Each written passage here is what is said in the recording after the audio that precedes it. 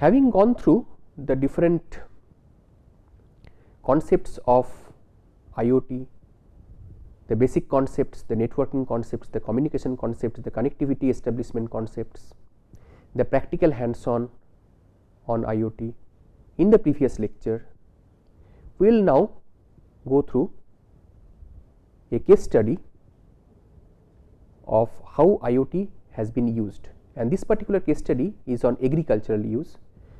So, agricultural use of IoT, more specifically on use of IoT for smart irrigation, and this is basically based on a project that I have executed along with my colleague Professor N.S. Raghuvangshi from the Department of Agriculture and Food Engineering of our institute IIT Kharagpur. And here I am going to show you how IoT can come as an help for help for building systems that can make irrigation smarter. So, it is a smart irrigation management system. The system that we have developed, the name is AgriSense system, and this is accessible, this particular system is accessible publicly through the URL agrisys agrisys.iitkgp.ac.in. So, let us look at some of these different aspects of this particular system. So, before we go further, I would like to show you a hypothetical scenario through this particular figure. So, what is going to happen, the use of IoT in agriculture, what is going to happen in the future. So, the picture that we see in front of us is an agricultural field, a hypothetical one, where there are different types of sensors that are planted, sensors such as for soil moisture and water level monitoring, for automated irrigation performing automated irrigation, automated recycling of organic waste, vermicomposting, automated sowing and weeding, and so on and so forth. So many different things, automated systems fitted with sensors, fitted with different actuators. These are going to be used for making agriculture smarter. So, we in this particular project, the AgriSense system, we have developed this system with a focus on water management using IoT, smart water management. So, how do we do it? So, the objectives of this smart water management system, the AgriSense system, are that how less water can be used for getting more yield in terms of crop productivity. That means, and typically so what happens is for plants such as rice, that means paddy plants, wheat and so on, these basically are dependent on the soil moisture, the water level in the soil and so on and so forth, and many other climatic factors. So, the whole objective is that how can we monitor the soil conditions, how much is the moisture content of the soil, how much is the water level, the stagnant water level, particularly that is useful information for paddy crops, paddy plants, and how we can automate the irrigation process whenever the soil becomes drier. So, if it becomes drier below a certain threshold level, how to automate this particular thing. So, automated irrigation, how do we perform with the help of these different sensors. So, what we do is that based on this different sensed information through the soil moisture sensors, water level sensors from the field, we run certain analytics based on the data that is received, and then if it is found out by the system autonomously, by the system without any human intervention, if it is found out by the system that the water level has gone down or the soil moisture level has gone down or the overall climatic conditions are no longer prevailing, then to take some actions. The actions can be in terms of sending some control signal, for example, switching the pump on to irrigate the field and so on and so forth, and that can be done remotely as well as autonomously, automatically. So, this is what the Irrigation system does. So, this is the proposed architecture of the Irrigation system for offering smart water management. So, we have different layers of the system. So, we have the sensing layer, the remote processing layer and the application layer. The sensing layer basically has different types of sensors, soil moisture, water level, etc., which throw data from different clusters. These throw data through their cluster heads to the remote processing server, and different analytics are run, and those data are made available to the different applications in the application layer. So, this particular project involved different objectives such as the design for the sensors, designing the sensor node as such, and the design of the remote server and the communication framework. So, as part of this project, what we did is we developed a sensor that can be used for monitoring the water level in the field. So, this is this particular sensor which we have developed in our lab for monitoring the water level in the field. So, another sensor which we did not develop, but we have procured is the EC05 soil moisture sensor, which in this particular figure, as you can see in this particular picture, as you can see, has been put, it has been dug inside the surface of the earth. So, soil moisture sensor is basically put inside, is installed inside the level, the level of the mud, level of mud or level of earth. So, it is inside, it is dug inside. So, this is the overall design of the sensor node. So, here basically what we have is, apart from the sensors and the actuators, we have a processing unit and the memory unit, we have wireless communication unit, and we have the power management unit. So, this is the integrated design of a sensor node that we have developed. This is the SWAN node, and this node basically, as you can see over here, it comes with an LCD, and it is powered by Zigbee for communication, and Zigbee, in one of the previous lectures on connectivity technologies, we have already gone through Zigbee. Then it also has a power supply, it has different power supplies, then it has a power on indicator, a reset switch, the on off switch, and different sensors can be fitted to this particular board. So, this is the sensor board that we have designed and which can be used for agricultural purposes, the smart irrigation purpose.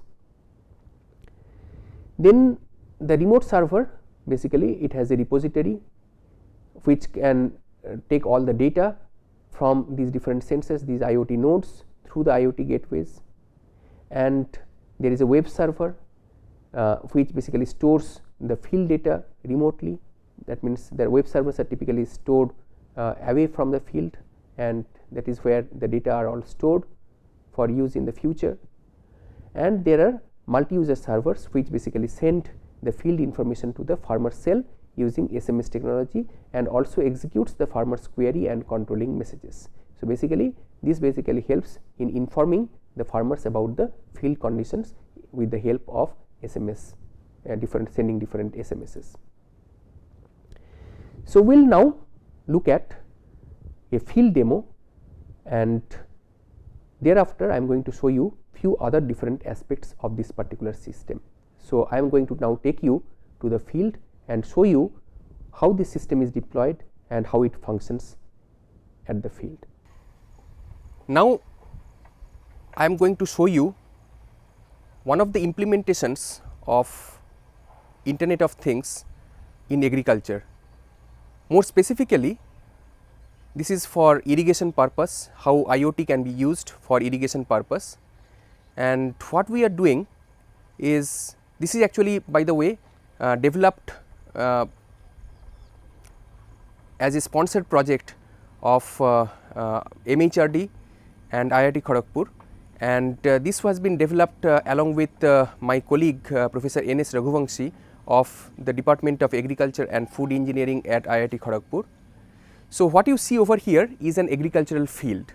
So, in this field is divided into a 6 by 5 grid, and each of these grid elements has a size of 3 by 3 square meters, and so in each of these grids what we have is a sensor node, and at this point actually you cannot see any crops because the season has gone and the crops have been harvested, but this is the infrastructure that we have.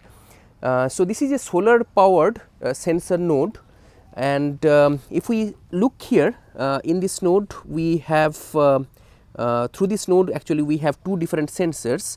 One is a soil moisture sensor which is basically buried in ground, and there is another sensor which is the water level sensor.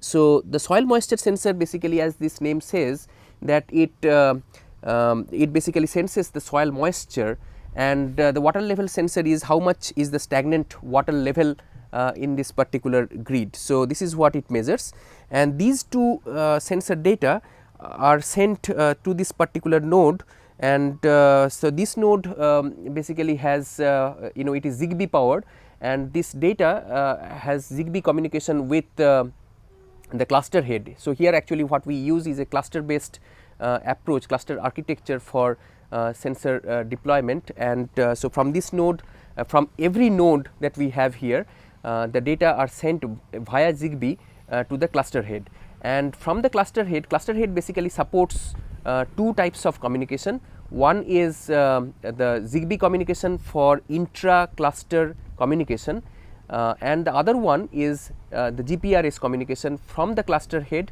to the control room where the servers are there for further analysis. So, this is the architecture that we have, and so the sensor data are being sensed from these two sensors. One is the soil moisture and the water level sensor, and if the water level has gone down or the soil moisture is not adequate enough, so automatically we have the valves, the solenoid valves, and these solenoid valves will be turned on. So, here is one solenoid valve that you can see on your on my left here, the solenoid valve, and likewise every field has other solenoid valves. So, there is another solenoid valve there, okay. And so what is going to happen is the pump it is going to turn on, it will be turned on, and the water is going to be the field is going to be irrigated by those these solenoid valves. So, as you can see over here, the valve has been turned on just now, and the field is going to be irrigated with the water because there is not adequate water in the field.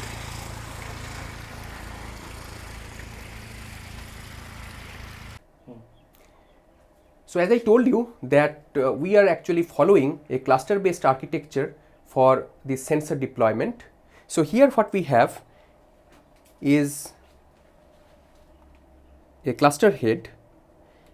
This cluster head has support for both Zigbee communication, which is happening through this particular node, and there is also support for GPRS communication through this particular board. And additionally, we have the different relays, as you can see here, for turning on the pumps if it is required to irrigate the field. And so through this antenna basically this communication is happening with the external world. So, this is how the cluster head looks like. So, now I will show you the web interface for this AgriSense system. So, as I mentioned to you earlier, it is accessible through the URL agrices.iitkgp.ac.in, and we have deployed this particular system in two locations, one in Hijli IIT Kharagpur and the other one in a distant village close to Benapur. And so this is the overall web interface, and as we can see over here that it gives lot of information about the water level sensor that we have developed, the deployed sensor nodes. You can read more, the wireless sensor network that is there, and the SMS service that is offered to the farmers. So more information is available through this site, and also through these different links. The people that are involved, I already mentioned to you that it has been done by our group, the SWAN group of the Department of CSE, along with the Agriculture and Food Engineering Department at IIT Kharagpur. So here we can through this particular portal we can look at the field conditions and the different sensors, the different health monitoring of the different sensors that are there. So if we log in using the login credentials,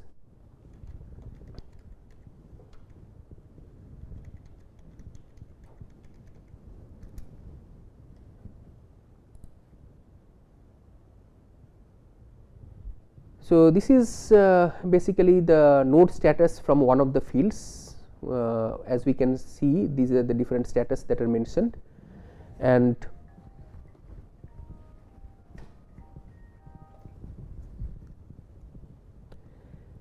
these are the different status that are mentioned. So we have red color implying that now actually the crop has already been harvested. It was a paddy field where the sensor nodes are deployed. So crop has already been harvested. That is why it is showing red color, means that the sensor node is not sensing any further data. And also the different status messages can be obtained through this particular portal, and previous data also one can see through this. And so this basically helps in remote monitoring of the field. Even if one is in another part of the world, still they would be able to monitor the field conditions. So this is how the overall portal looks like. So now I will show you some of the plots of the data that are received at our server. I have already shown you how the different sensors are deployed in the field, and these are some of the results that we have received, some of the data that we have received with respect to things such as the soil moisture. So this is the soil moisture data with respect to the time. So here actually we have some 115 days data, and as you can see over here, the soil moisture variation with respect to the different phases of crop growth during the paddy season is basically plotted over here. So this particular phase is shown to be the vegetative phase, and the soil moisture variation is shown in this particular plot. Then we have the reproductive phase where the soil moisture varies like this, and then we have the maturity phase, and in the maturity phase, as you can see, that there are some variations in the soil moisture of the field. The next one is the water level. So here actually we can see that in the vegetative phase the water level fluctuations are there, but it is not too much. But then during the reproductive phase the water level fluctuations are quite huge. So whenever the water level goes down, the field is irrigated, again water level goes up, again it goes down, and so on. So this is the reproductive phase, and then we have the maturity phase where the water level variations are as shown. And then this plot basically shows the packet delivery ratio, and as we can see over here, the packet delivery is not so bad. It is between like 90% to 100%. There is some packet drop that has happened, and these packet drops could be due to different reasons such as different presence of different noises, interference and so on, due to things such as airflow, temperature, solar radiation, rainfall and so on. So, these packet drops are quite common, but as we can see that mostly the system overall is quite reliable. Thank you.